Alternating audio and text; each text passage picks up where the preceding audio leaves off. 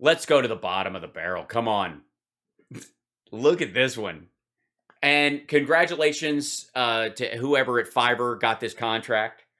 Boebert and some other folks.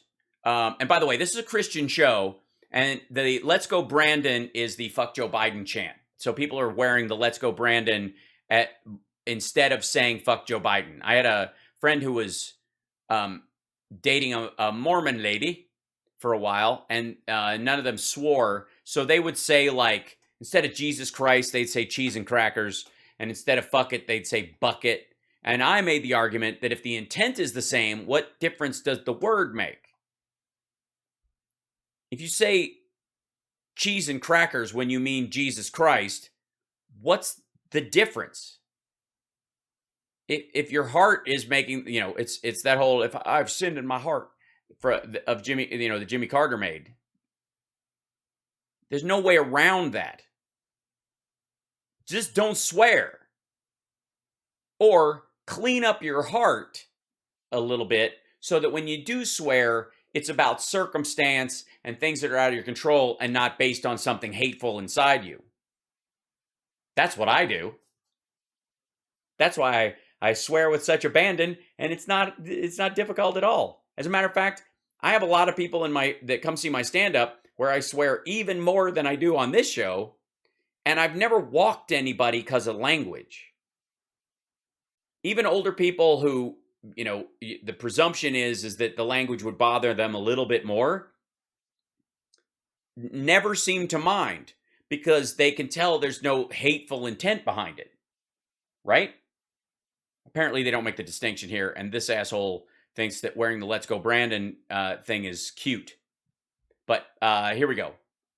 And by the way, those Republicans are doing that chant, but saying fuck Joe Biden, when there are children around. Family values. By the way, this is a Christian network.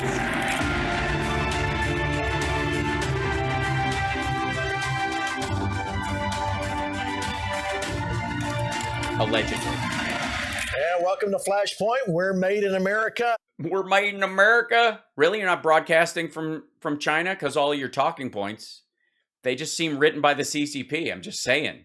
They must be jealous. I mean, the look of it looks like one of their knockoff shows. And the desk was definitely shipped over from there. The red phone, by the way, is for when Trump calls. We're glad you're with us tonight. They put it on the desk when Trump called, and then they've just left it there in case he wants to call back. All right. Listen, tonight's show is going to be amazing. I know I say that every time because they're all... Yeah, I disagree. This is amazing. I got some of my favorite people in the world on with me tonight. David Harris Jr. So your family isn't going to be on. Okay. State Senator Wendy Rogers from Arizona and Representative Lauren Boebert, Colorado. Listen, we're going to have a great time. And yes, we're going to show you the most Christian Colorado congressperson because she believes that you should turn the other cheek of the other person and then shoot them through the face. That's, Recap, in case you missed it, President Trump, when he was right here on Flashpoint. You don't want to miss a minute of tonight. Go share this program. Wait a minute, you're replaying it? Hold on. So here they come. Well, first off, I'll say hi to David Harris Jr. David, it's been an interesting week so far. Unvaccinated lives matter. Does this guy just have an asshole t-shirt closet? Is that the whole purpose of it? He's basically just trying to... He just spends most of his off time in coffee shops trying to upset people with no avail. It's been a very interesting week. I have to say that I'm actually encouraged. I get a little distraught when I see what's taking place with so many of our different agencies, industries, organizations, and companies that are pushing these mandates that are literally forcing people to choose between their job, their livelihood, and getting tested once a week, or their freedom. And I got to tell you, what freedom? You mean the freedom of other people not to catch a disease because you don't believe in science except when it serves your purpose? Encouraged to see how many individuals are standing up for freedom in the face of this absolute tyranny. So I'm encouraged. No, it's not absolute tyranny. If it was absolute tyranny, asshole, there would be military trucks on the road that were pulling people over and sticking them with a needle against their will. They would have no plan. They couldn't just find another job or, hey, here's a one, start their own fucking business or go work for a smaller company with 86 employees and never be bugged by the fucking thing at all. Or if they're, they have federal contracts, not live off the tit of the federal government to make their money and be expected to live up to the standards that the federal government has because they interact with all Americans, and it's really not in the best interests of the federal government to kill its citizens en masse. Even though there's a lot of chaos going on. There's not a lot of chaos going on, dickhead. There's a lot of chaos going on in your mind and in Gene, the Jesus Machine's hairline. Me too, because people are standing up. Let me get right to Lauren Boebert. Tell me, Congresswoman, you're one. Tell me if you're wearing a short skirt, because as a Jesus-y person, I gotta know. I gotta know. Hi, Lauren. She comes on screen and he goes like 8-year-old Sadie Hawkins dance mode. Pick me.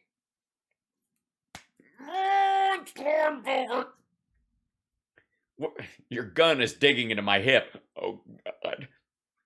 You're one of my heroes. I got to tell you, of course, your Second Amendment, so you're already anti-Jesus from the jump. There, when it comes to rights. How? She isn't. She is not. For the record, Lauren Boebert is not a Second Amendment supporter. Bullshit. 100% full stop. She is not for a well-regulated militia. She's not even for the idea that the well-regulated militia should exist as a sidecar to the ability to keep and bear arms. Like, everybody should be able to keep and bear arms, but you also need a well-regulated militia. She's not for that shit at all. She doesn't want to regulate any part of it. She doesn't want the government keeping a list of people's guns, which is what the well-regulated militia part is about. Yeah, you can own as many guns as you want. We need to know how many you have in your house so that if we ever get attacked by a country out, we know who to call up. Dave's got one flintlock pistol. He's going to be no good. But Gary's out of his goddamn mind. He's got rows and rows of percussion shotguns. Let's call him. Hey, Gary, the British are coming. Ew, no, they're attacking. No, from your perspective, you're there involved, the people watching this program, conservative Christians that are concerned about America. Citation needed. I don't buy that either. Conservative Christians that watch Flashpoint are not concerned about America. They can't stand it. The people that watch Flashpoint would wipe their ass with the American flag right now. They're the people who charged on January 6th. They think the entire democratic system sucks. They want Trump installed as a dictator. They don't give a fuck about what makes our country special. They think that we should protect them as some sort of one-person Cayman Islands, where everybody else in the country has to protect their rights to be a little tyrant on every street corner. And they want to know, what should they be looking at right now? Is it COVID? Is it the border? What should they be paying the most attention to? How about doing their work, raising their family, and participating in society like genuine Americans? That might be the primary one. I would go there first. She's just going to say all of it because Biden sucks and it's a crisis. Everything that Jen Psaki is not talking about is exactly what the American people need to be paying attention to. Well, I don't know why she hasn't brought up the last season of The Blacklist, because I just feel like there's so many unanswered questions.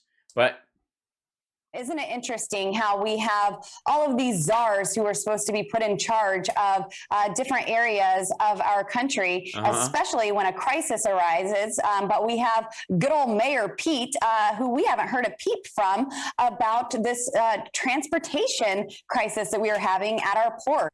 We have not heard a peep. Let's see. Port state. Haven't heard a peep. Haven't heard a peep. Let's see.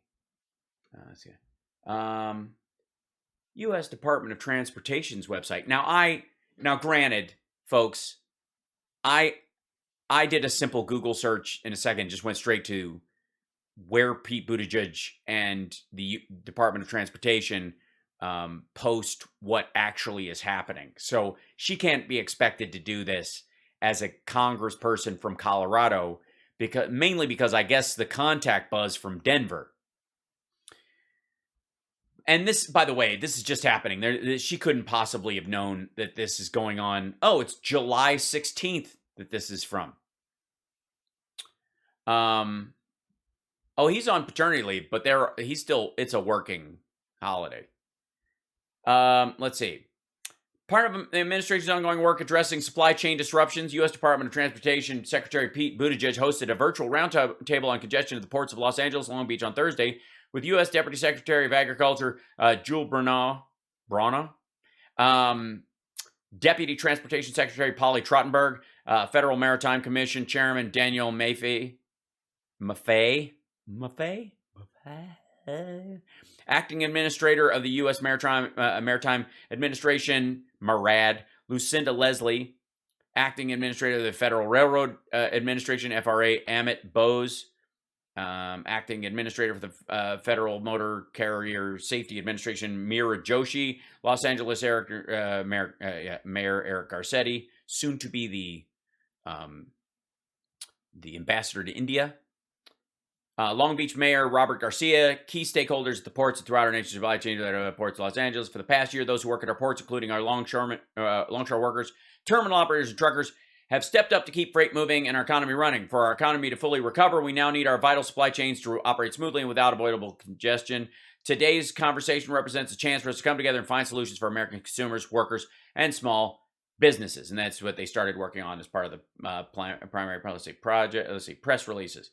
Statement on agencies, new release, climate adaptation resilience plan, air travel consumer report, DOT fines United Airlines for violating tarmac delay rule, slowing things down. Look at that. U.S. Department of Transportation announces $36.4 million TIFIA loan to fund 2 infrastructure projects in Louisiana. That was nice of them. I'm sure we'll hear that from the Republicans in Louisiana, right? They'll get back to us. I'm sure they'll celebrate the Biden administration and Pete Buttigieg making sure that they got the funds to expand port access in Louisiana. You know, just being good Americans. U.S. Department of Transportation celebrates the Build America Bureau's 5th anniversary with a virtual event featuring Deputy Secretary Polly Trottenberg. Okay, but Decorative is $1.66 billion TIFIA loan to Hampton Roads Transportation Accountability Commission for New Hampton Roads Bridge Tunnel Project. Yeah, not a peep. I mean, there were a few peeps. There were several peeps. Here was a peep on the 17th about the largest packages of loans ever, $3.84 billion for Sound Transit to carry out 6 projects in Washington State. That was a peep. Then there was this other peep about the TIFIA $464.96 million in new Transportation Infrastructure Finance and Innovation Act credit assistance to Central 70 project in Colorado. Well, this is a peep that involves her home state. By my goodness, one would think. U.S. Department of Transportation announces up to $464.96 million in new Transportation Infrastructure Finance and Innovation Act credit assistance to Central 70 project in where the fuck is the where's she work? What? Arco. She works at Arco at Costco. Is that like Costco? Arco. What is the co? Boebert.house.gov. Let's see. Let me see what Boebert. Let's see if we can find out. .house.gov.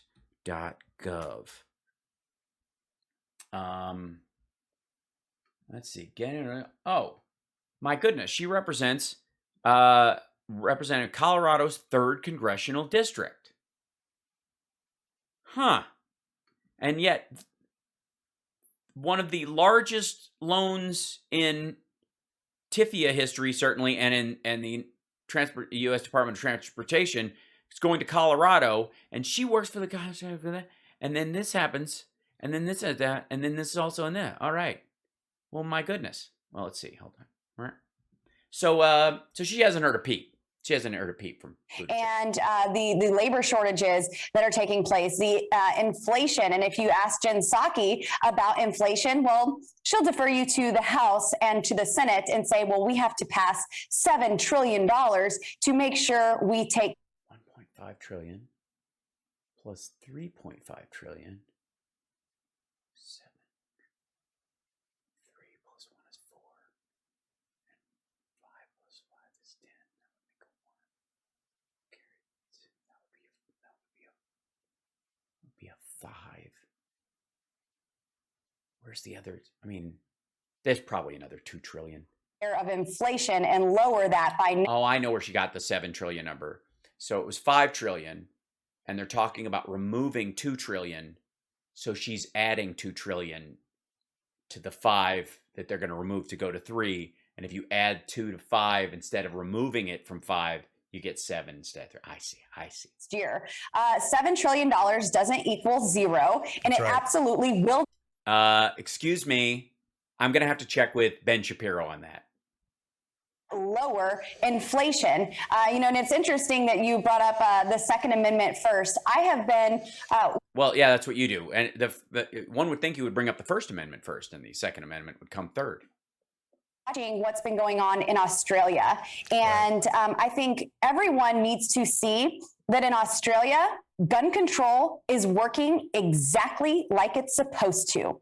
That is the end goal of gun control, to have Sorry, how, in what's what? ultimate and total tyrannical authoritarian control over the people in those countries. Because whenever you don't have the right to keep and bear arms, the right to possess and carry firearms, then you're no longer a citizen. You are a subject, and you are Yeah, during a pandemic, the police arresting you and charging you a fine for gathering on a beach together, which is I think what she's referring to, like especially like teenagers, which is who they're mainly talking about, and the draconian measures they're taking. Her idea is that if you're going to get arrested by the cops for drinking at the beach when they've outlawed it or it's against the zoning of that particular beach, you should shoot the cops, is what she's saying. She believes this is Lauren Boebert making the case that citizens should always just, instead of going to court and arguing they should have the right to do it under their constitution and that it was an unlawful arrest and stuff, you should just have a gun, shoot cops. They should be afraid to approach you because you might kill them. Police officers should fear the public when they are enforcing laws put in place, by the way, by a democratically elected government. To the rule of the leaders. And we are seeing that here in America right now, as we inch closer and closer to not just socialism, but full-on communism. And full on, okay? Not like communism, but like totally communism. It's full on, bruh. They're talking about like socialism, like totally socialism, but like full on communism. You know what I mean? And tyranny. There's going to be a lot of tyranny. Thanks. America is better than that. We have conquered. I agree. Finally, something we agree on. America is better than that. So shut the fuck up, dum-dum.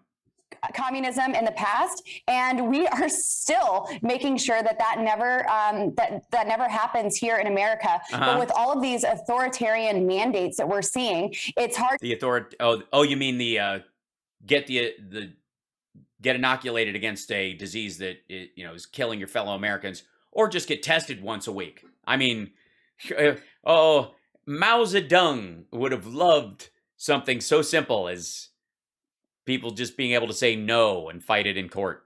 Not look at the past and say, What can we do to change the course of trajectory here? Yeah, we got to change the course of trajectory, people. You know, the vaccine mandates that are going on, our kids testing mandate are masked in schools, and kids that are still not even in school full time. It's well, yeah, because they're not masked, and most are. But please keep panicking about shit from January. It's really sad. Even small business owners not able and to. Also the Iraq and some such place and such as the fully operate their businesses and employ employees. So all of this that's going on. Yes, I would like to fully operate my employees. What? There are so many crises, but if you want to ask the American people what to focus on. Sorry, you're losing Gene, and he's full on in love with you. I mean, like I look said, how he's looking at your face right now. He was so excited to see you. He was like a schoolgirl or a boy, I guess, in my case. Hello. And now he's like, sorry, but what the fuck? What? What are you talking? What? Everything that they don't want to talk about. We heard about the vaccine mandates as soon as the Afghanistan horrible failure withdrawal took place, because they don't want that story to continue. They don't want to be Yes, held we do not want to continue to be in Afghanistan. And talk about the 13 American soldiers that were killed, the service members that were killed in Afghanistan. They don't want to talk about the drone strike that killed innocent civilians. Yeah, they did talk about it. I mean, there were news stories about it for days. They don't want to keep talking about it because they have other shit that they can actually, that isn't in the past, they can actually change in policy and ability going forward. So, and we're no longer in Afghanistan. So that's kind of sucks for you. 7 children. They want that story to go away, and they want to sweep it under the rug. Like the 64 service people that died in Afghanistan during Trump's presidency. Did you mention them? I'm sorry. I've only been watching the entirety of what you've said, and I noticed you didn't bring them up before you got into the people who died most recently, which is obviously fresh on your mind, and therefore you think it's fodder. But somehow it's surprising that you didn't seem to give a fuck to even mention any of the service people who died in Afghanistan over the last 4 years, or the 120 others that died in other areas. You didn't bring them up during Trump's presidency, right?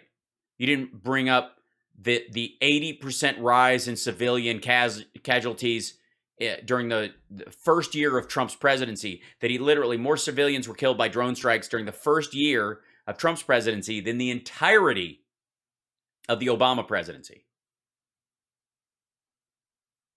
Why didn't you bring that up? Why don't you want to talk about that? Why don't you talk about the Access Hollywood tape? Why don't you? I mean, why aren't you? They don't want to bring. She doesn't want to bring this up. Like, you could do that with anything. Biden administration left Americans behind in Afghanistan. No, they didn't. No, they did not. You know who's to blame? We've talked about this a little bit. You know who's to blame for people being stuck in Afghanistan? Everybody who said we're leaving, who didn't leave. And the only Americans who are, quote unquote, left behind either chose to stay because they have dual citizenship, are involved in the opium trade, or are on the ground intel people who are hanging out there. Nonsense. Name them. Who are the people that are stuck, that the American government refuses to get out? Bullshit. Full-on invasion that is taking place at our southern border with nearly 2 million. Again, full-on kind of has some meaning. It's like totally an invasion. Like, have you seen these kids? They've got like rifles and bayonets, and they're like, I mean, they're laying, like, it's a full-on invasion. I saw an 8-year-old Guatemalan kid in like a fucking tank, okay? This is like, you gotta understand, this is full-on, bruh. And illegal aliens flooding through our borders into our country. Oh, shit. That's the problem. They're flooding across the border. They're aliens, so obviously they can shapeshift into liquid form, and then, and then shape of a DACA recipient. form of a magasicle or something. And the reason they're flooding through is because Trump built his stupid fucking wall as a slat fence. Ah, I knew it. That was the mistake. It should have been a solid wall, but he wanted it see-through so that the drug dealers on this side of the border that he was talking to, who deal with the drug dealers on the other side, know what part of the wall to go to catch the drugs.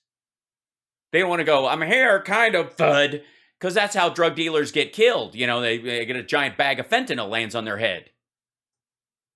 So Trump obviously worked very closely with the Mexican cartels so that they would, funnel money to him to keep his properties afloat. Obviously, this should be clear to anybody.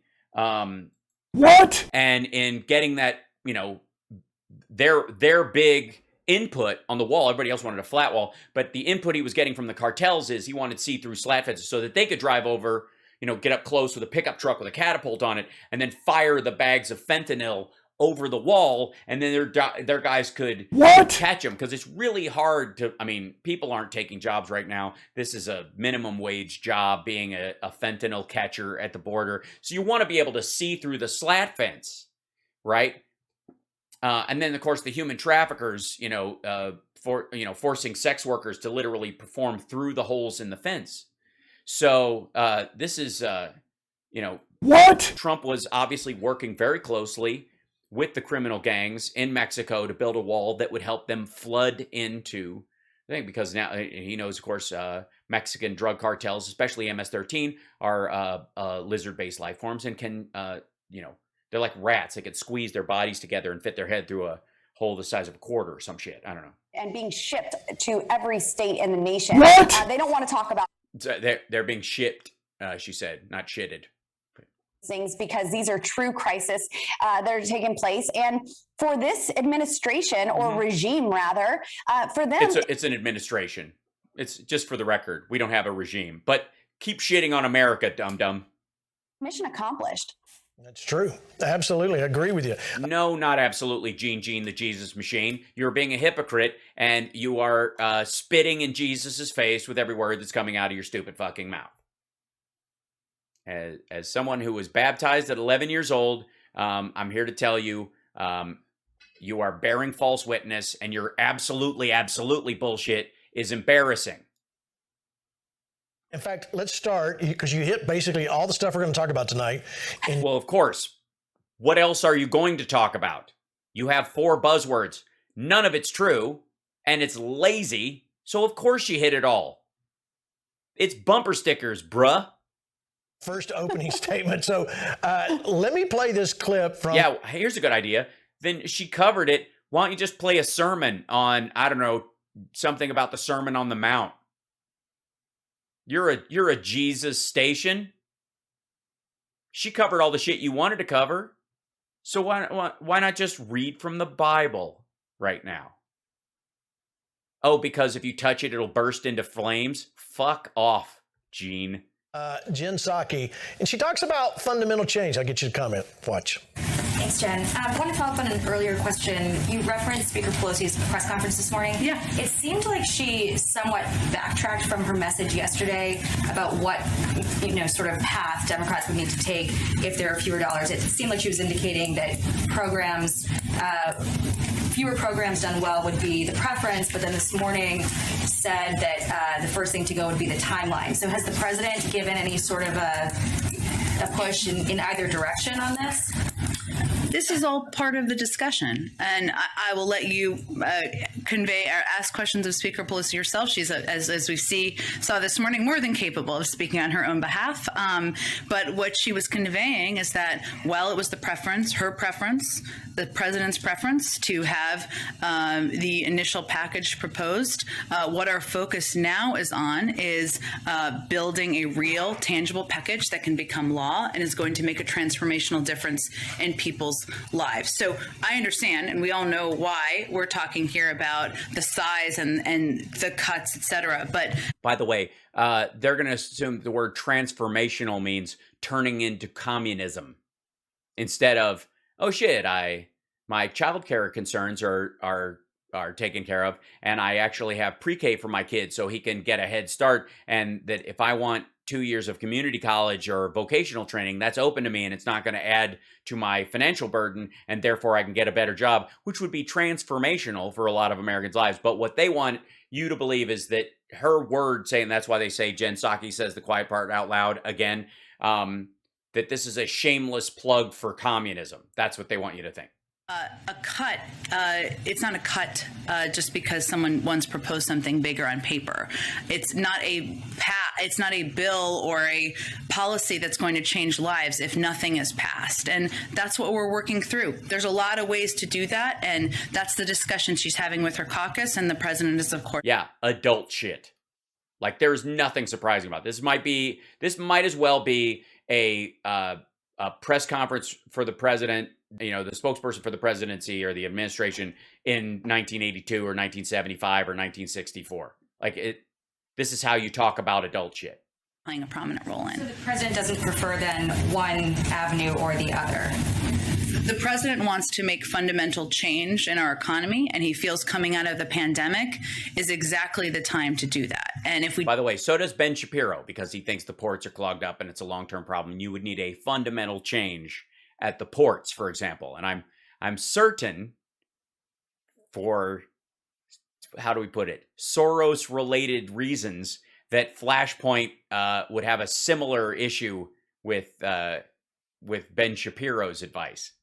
Don't do it now, if we don't address the cost of childcare, to go back to Josh's question earlier, if we don't address the climate crisis, if we don't ensure that universal pre-K is a reality now, we're not going to have the same opportunity to do it for some time.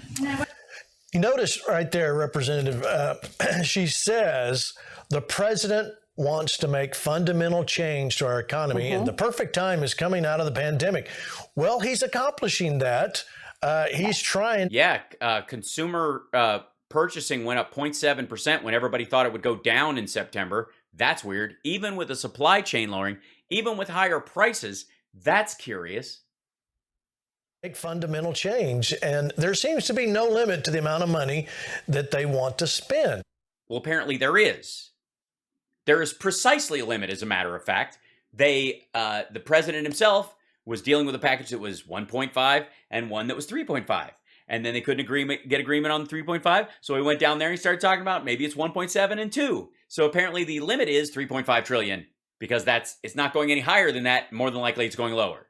So yes, there is a limit. Stupid. This is ridiculous.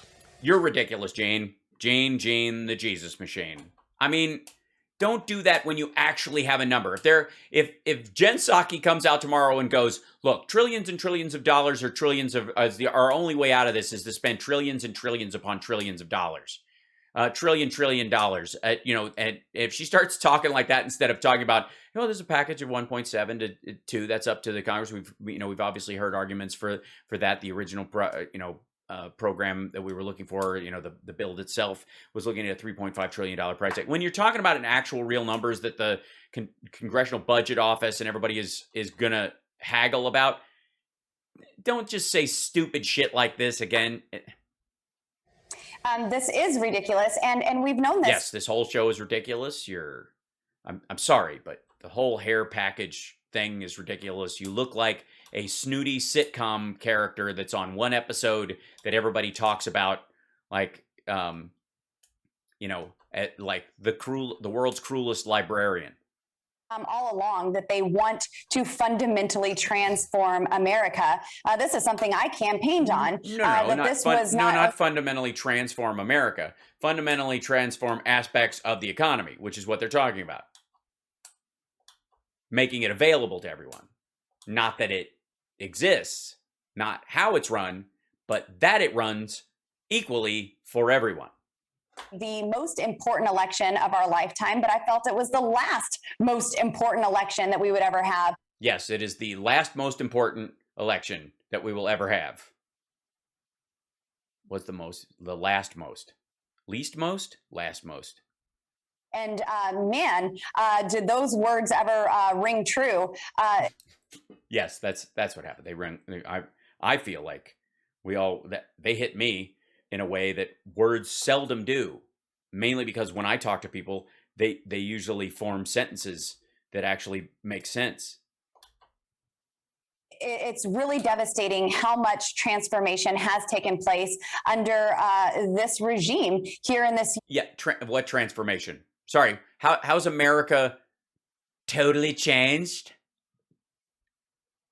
Starting on day one, where construction was halted at the southern border of the wall. Well, the wall's something new in the last couple of years. There was only about a month left on it in useless areas. They were just trying to expand it to get to a number they liked, but it was land no one traversed. Nobody gave a shit. And again, we now know it's porous for a reason. Thank you for letting us know that as well. But one would think that putting a wall there was fundamentally transforming the border, for example.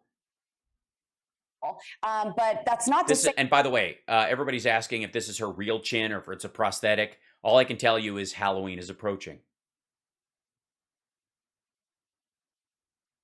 You any money. That's not to save the taxpayers any money. No, we're paying nearly $5 million each and every day for a wall that is not being built because those contracts are still out there. And we have slowly seen crises after. Well, that would be the fault of the person who started the contracts. You would put an out there so that you don't cost the taxpayers undue money if for some reason you have to halt.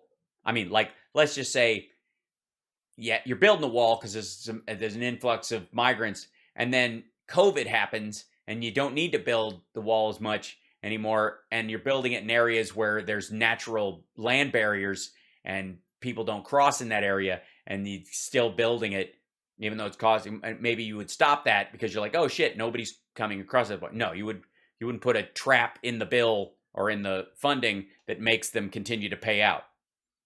Crisis, take place and go into effect, from our energy to our labor shortages, and like I said, even in the schools. And now we're just going to throw money at all of the problems and watch them go away. I'm actually in Washington. Yeah, your worst nightmare.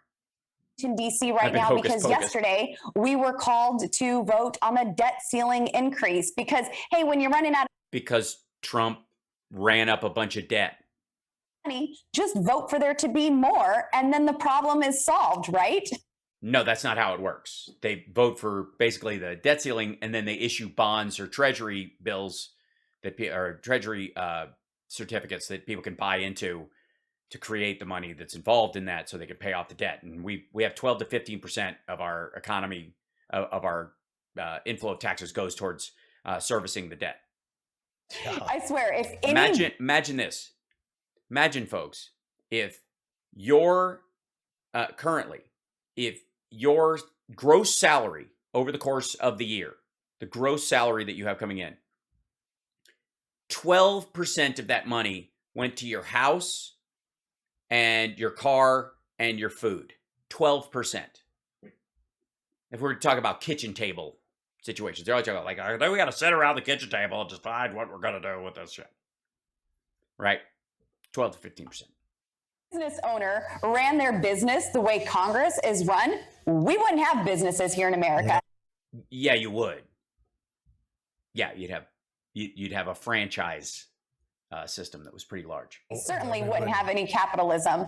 But as far as the budget reconciliation and the phony bipartisan, I can't even get that word out because it's not real.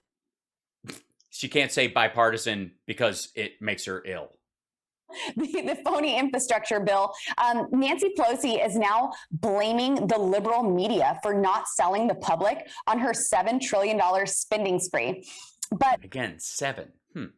The fact is, I guess they're including the 1.9 from earlier this year, the rescue package. Americans just don't want it. These disastrous bills fund. By the way, Bean Toes, apropos of nothing, Bean Toes said, you rewatch Tootsie. We talk about Tootsie sometimes. The scene, the improv scene in the kitchen where Bill Murray is talking about what he wants from his plays and stuff is some of the best improv he's ever done in his life. And the fact that he's eating lemon slices while he's talking to, Dorothy Michaels, while he's talking to Dustin Hoffman in one of the scenes, just eating lemon slices, just thinly sliced, just eating them. He made that choice. in the scene. He just wants, as a random thing, because this guy is so tortured and full of shit, that he's just eating lemon slices. It's genius. Okay, I got another 10 minutes, and I got to get out. I got a plane to catch tonight. Millions to Ivy League colleges and push critical race theory. You know, that thing that parents are all going to their boards and school boards and talking, and now the Attorney General is classifying them as domestic terrorists. Right. No, don't say right, Gene. Don't just say right, asshole. You know that's not true. No one is being declared a domestic terrorist because they go to a school board meeting and voice their concerns about curriculum. No one. Not a one. If you threaten the lives of teachers and administrators, that's when you become a domestic terrorist. Well, we're going to be funding that. Because you are threatening someone's life for politically motivated reason. Classic definition of terrorism. And it's your own country, hence domestic. Of course, their radical gender ideology. And Gene, I said this earlier today. This is Wait a minute. You repeat yourself? Not about gender per se. This is about the sexualization of our children. And that's why we need to show up. Why did Gene start nodding so much? What curriculums are being taught at our schools and what agenda is being pushed. And parents need to have a voice in this, because it's not just gender boy or girl, gender male or female. It goes much further than that. It does go. Of course. Yeah, it does. Absolutely. Gene hangs around preschools when they're and has discussions with kids about their sexuality. So yeah. It's truly evil. And this bill also gives $200 million to Nancy Pelosi's favorite park in San Francisco. Now, Gene, I don't know if you saw It gives it to all the parks. These are crucial. So what? By the way, it also gives money to parks in Florida, a state Joe Biden allegedly lost. And I say allegedly because we need to audit Florida. What? Obviously, because all the fake votes and dead people, and more dead people vote in Florida every year than any other place where dead people vote. Of all the places that dead people vote that no one's ever found, What? Florida's the worst. And one of my Also, by the way, Central Park, anyone? hearings, I actually had an amendment to remove Nancy Pelosi's $200 million earmark for the Presidio. The Presidio is a pristine piece of land that has golf courses and golf course hotels and fancy restaurants for the elite. And this. Hold on.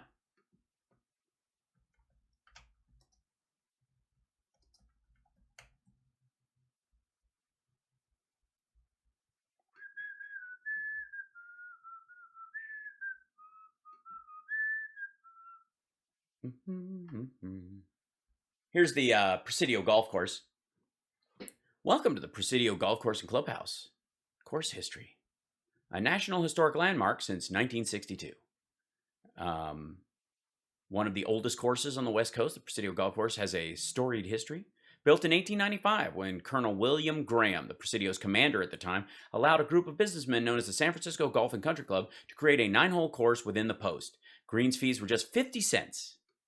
Presidio signature trees, blah, blah, blah. When the Presidio became a national park site, the course was opened to the community, and a new public clubhouse was built in 1999. I was dreaming when I wrote this bill, give me if it goes astray. Presidio Golf Course. However, the private Presidio Golf Club still exists and operates its own clubhouse just outside the park. Which is not the park that gets the funding from the government. The building is so close that the awning over the front walkway hangs over the boundary, and a final step out places one on Presidio grounds. With all the history echoing down its fairways, it would seem impossible to overlook such a significant piece of the Presidio. Yet, according to the book Defender of the Gate, the Army discovered in 1964 that the historic course had never been added to the Presidio's list of real property. The omission quickly corrected. Item 71, June 30th, 1964. Golf course, 18 holes, 149.6 acres. Built 1905. Found on post. It is a public lands project. One of the few places, by the way, where citizens who don't belong to a rich and powerful golf club and clubhouse like, I don't know, Mar-a-Lago or those dipshitteries can go play golf. Let's see. Let's book a tee time. What do you say? How much does this cost? No tee times available. Okay, how about tomorrow? Is there any tomorrow? Probably not. Oh, there you go. At 5:10, 2 to 4 of us could start playing for $49. I'm not gonna lower that. Please confirm cancellation. Yes, I haven't secured that. I didn't say anything. Okay, so Sunday's probably a big day. That's got to be expensive. Yeah, here's Sunday. $85 if you want that sweet 3:40 p.m. thing for 2 players. You get a cart for $12. Golf cart. There you go. But if you wait a little while, cart's free, and it goes down to $49. It's that sweet 340, man. Maybe the financing of these kind of things, by the way, and if you've ever lived in the San Francisco area or been spending time there, it's cold as fuck. But again, that's a national parks area. Been around since the 1800s. Never supposed to be a burden on the taxpayer, but it's not a burden on the taxpayer. The private golf club is paid for by the private members. The public one is paid for by taxpayer dollars, like a lot of them across the country. hard time during the pandemic. Hold on 1 second. 1 second. Golf courses in Colorado National Park Service. Let's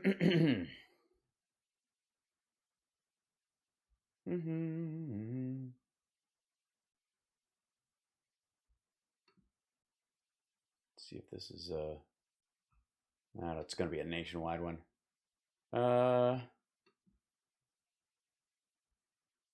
This is Estes Park in Colorado.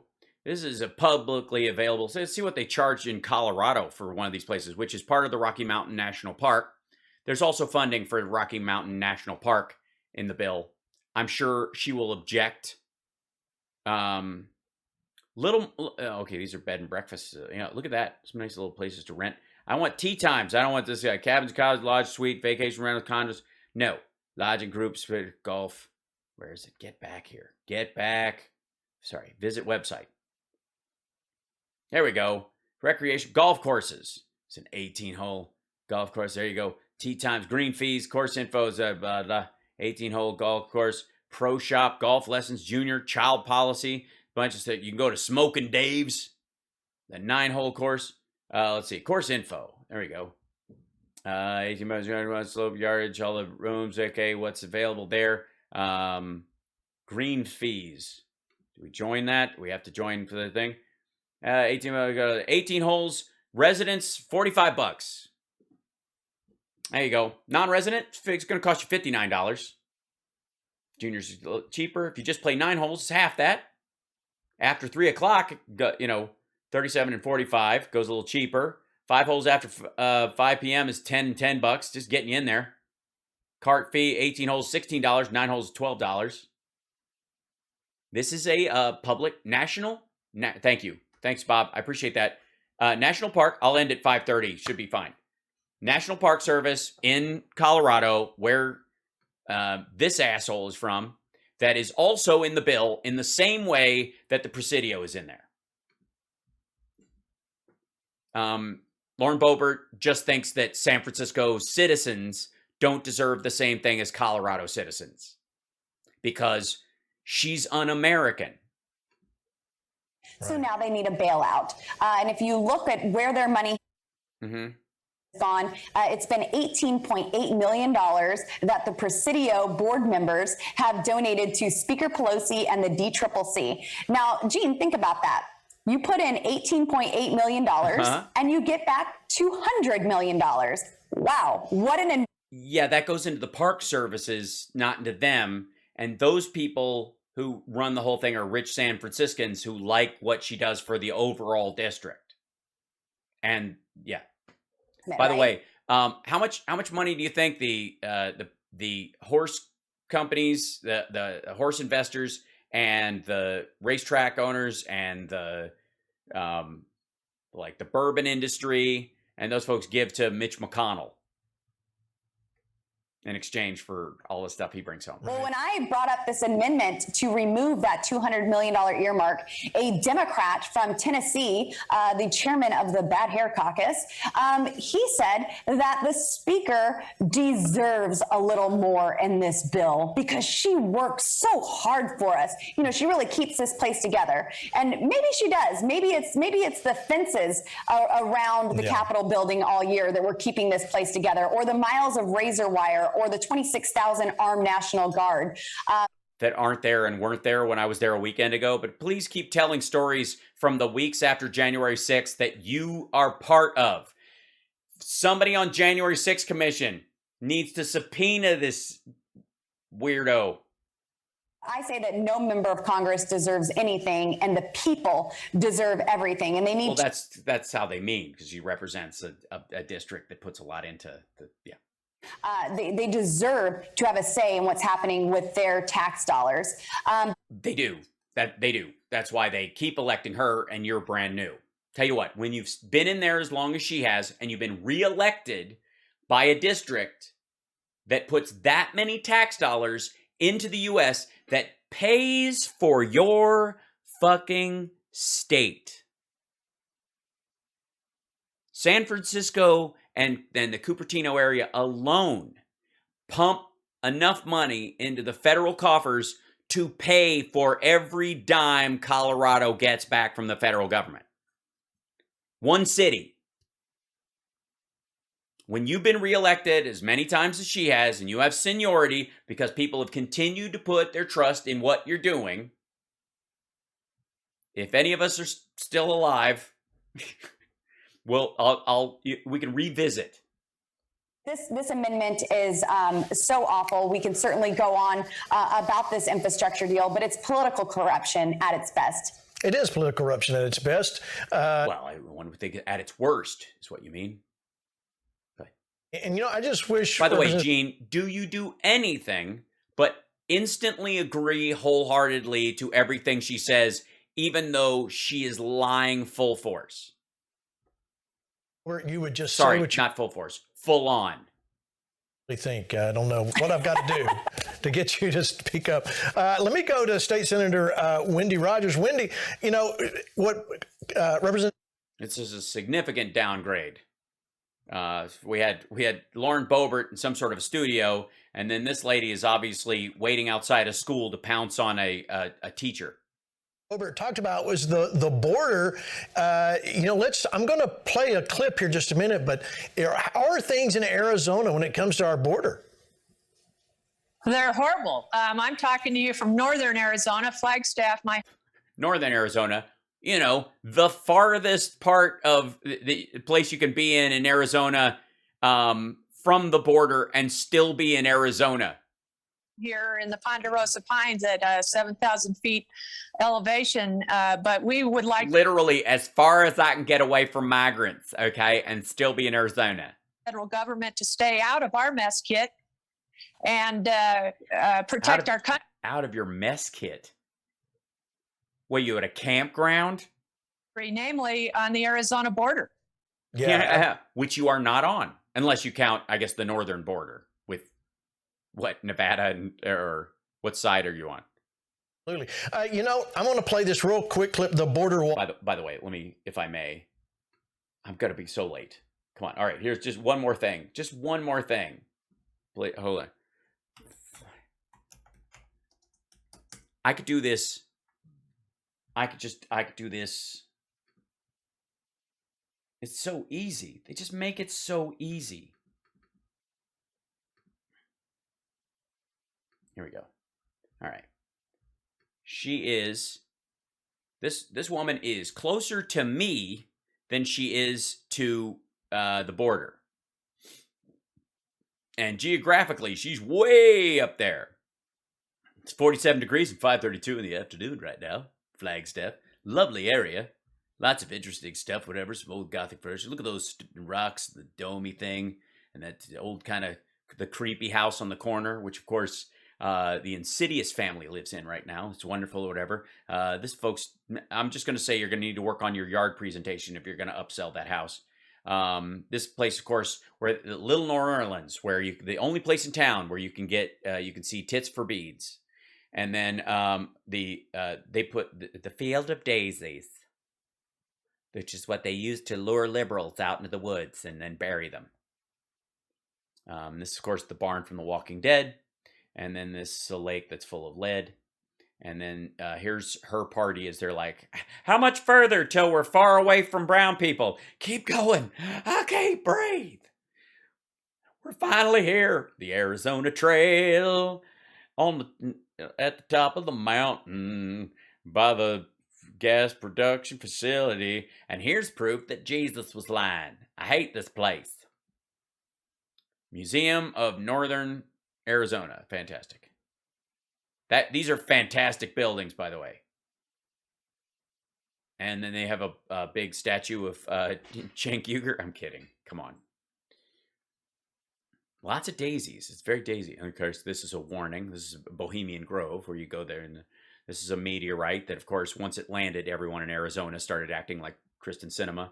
I think it was the biggest mistake that John McCain ever did, was when he went on his secret space mission during the 70s, when he pretended to be injured and actually was part of our CIA space mission to fight the aliens and stop them from taking over our underground military bases and turning humans into milkshakes.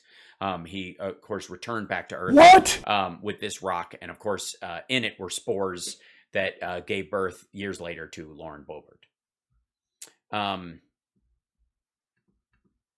Guys, let's play this from Fox News. You may not have seen this, and I don't know if Americans really understand what you paid for, but watch this. We've known for quite some time now that the Biden administration wasn't planning to finish this border wall project, but now we want to show you what it physically looks like to not build the border wall. Take a look at this remarkable video our drone team shot yesterday. We were tipped off to this location. What you're looking at is one location where a bunch of the steel that was supposed to go towards the border wall has just been sitting out in the open, baking in the sun and rusting ever since January. I'm told there are about... That's it's almost a testament to the terrible planning of the Trump administration. Look at this. This is your tax dollars at waste because Trump wasn't the art of the deal, folks. No clause to not have to pay for this. 10,000 of these wall panels just sitting here. This is in Pharr, Texas. Each panel worth about $5,000. You can do the math, upwards of $50 million just sitting there going to absolute waste. Keep in mind, taxpayers have already paid for this. Yeah, because these panels, for those of you that don't know, these panels were never meant to be left outside.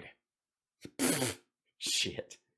Gotten paid for, and nothing is happening with it. This is one of two locations. There's a second location right down the street from there where there's even more panels, over $100 million worth of these panels just sitting there. I'm told by a federal source they bought enough steel for more than 100 miles of wall down here. Only about 14 was built before President Biden halted all construction. Take a look at this second piece of video our drone team shot where we're standing here in La Jolla, Texas. This is I don't know who's going to keep those Mexicans out of here. You know what I mean? Like, look at all the people. They're just walking to the end here. It's almost as if this is non-traversable area and nobody gives a shit. No one crosses at this point. You can see more steel just sitting out here in the sun going. Maybe Mexico will give us a refund. This was ready to go into the ground. They started building the wall out here in La Jolla where they really need it. We see runners coming through here all the time. We've shown you guys video from La Jolla for the past 6 months now. You've seen how many people come through this area. Border agents tell us they really need the wall here. They're incredibly frustrated. They're not going to get it because they can't be everywhere at once. And the wall would be a force multiplier for them to help create choke point. It would be a force multiplier. Speaking from the Texas side, Senator, we don't want to see this happen to Arizona. Yes, I agree. There should be a border between Texas and Arizona. Absolutely. We're just inundated here in Arizona with illegal. Wait, sorry.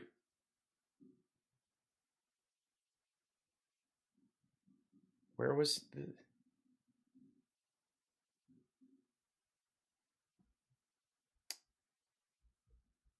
That's not... That shouldn't be AZ. They couldn't find any area in Arizona that was not finished. All right, I got to go. I'm over time.